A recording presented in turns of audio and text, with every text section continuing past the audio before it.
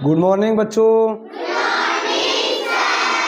देखिए आज आने वाली जो 2 अक्टूबर है उसके ऊपर आपको महात्मा गांधी के ऊपर निबंध बताया जा रहा है, तो आप ज़रा ध्यान से सुनेंगे। मैं अपना परिचय दे देता हूँ। मैं Shankar Lal Saini, Yuvraj international academy school English medium school Akuda, Sambhar, Jaipur.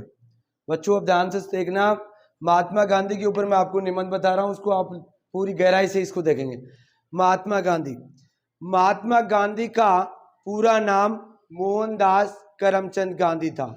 Mahatma Gandhi का पूरा नाम मोहनदास करमचंद गांधी था और इनका जन्म 2 अक्टूबर 1869 को गुजरात के अंदर काठियावाड़ के पोरबंदर नामक एक स्थान था, वहां पे महात्मा गांधी का जन्म हुआ था। इनका जन्म 2 अक्टूबर 1869 को गुजरात के काठियावाड़ में पोरबंदर नामक स्थान पर हुआ था।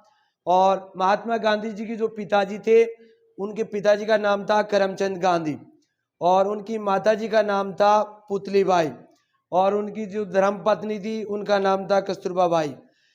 महात्मा गांधी के पिता का नाम था करमचंद गांधी और माँ का नाम था पुतलीबाई और पत्नी का नाम था कस्तूरबा बाई। महात्मा गांधी की प्रारंभिक शिक्षा प्राप्त होने के बाद में वकालत की परीक्षा करने के लिए वो इंग्लैंड चले गए थे और इंग्लैंड की वहां से वकालत बनने के बाद, वकील बनने के बाद में वो दक्षिण अफ्रीका चले गए और दक्षिण अफ्रीका जाने के बाद वहां अंग्रेजों को रंग भेद की नीति को देखकर उनके विरुद्ध, अंग्रेजों के प्रति उन्होंने आवाज उठाई। महात्मा गांधी वहां काले गोरे अंग्रेजों की रंग भेद की नीति तीव्र गति से चल रही थी और उसके प्रति महात्मा गांधी ने विचार में शंका पैदा हुई, तो उन्होंने रंग भेद के प्रति आवाज उठाई और उसमें उनको भारी सफलता प्राप्त हुई। पूरे भारतवासी उनका भरपूर उनको सहयोग मिला। उनके बाद में 1921 में महात्मा गांधी के नेतृत्व में असहयोग आंदोलन चला गया और उस असहयोग आंदोलन के अंदर जिससे सरकार पूरी तरह हिल गई, यानी अंग्रेजों की जो सरकार थी वो महात्मा गांधी का जो 1921 में असहयोग आंदोलन चलाया गया जिसमें अंग्रेजों की सरकार पूरी तरह हिल गई थी। 1930 के अंदर में फिर महात्मा गांधी के नमक सत्याग्रह का आंदोलन चलाया गया जिसमें अंग्रेजों के द्वारा नमक के ऊपर कर आंदोलन लगाया गया था और उसका महात्मा गांधी भरपूर तरीके से विरोध किया और उसमें सहयोग के आंदोलन बहुत तीव्र गति से वो आंदोलन चला, उनमें भी महात्मा गांधी को एक सफलता प्राप्त हुई।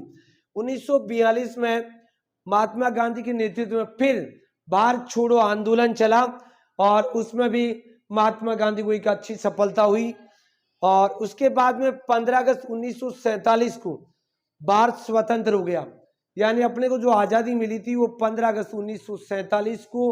महात्मा गांधी कई ऐसे नेता थे जिन्होंने आगे आकर 15 अगस्त 1947 को हमारे देश को स्वतंत्रता प्राप्त हुई।